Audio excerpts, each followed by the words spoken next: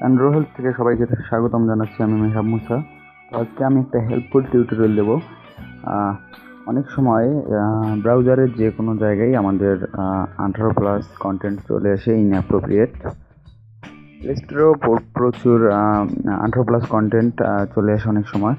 তো I head this. আমি আজকে দেখাবো কীভাবে প্লে স্টোর থেকে 18+ কন্টেন্ট আসবে না এই ব্যবস্থাটা নেওয়া যায়। তো কাজ শুরু করি। ফার্স্টে প্লে স্টোরে যাই।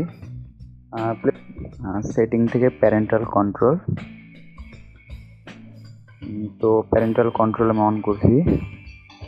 তো এখানে পিন দিতে হবে, আমি পিন দিলাম একটা।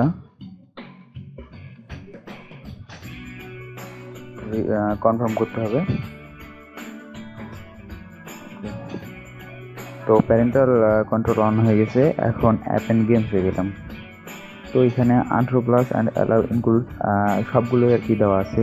তো এখানে আমি 18+টা অফ করে দিলাম। 16+ পর্যন্ত অ্যালাউ হবে।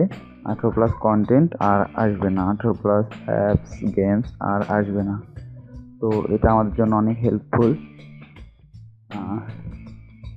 তো আজকে পর্যন্তই।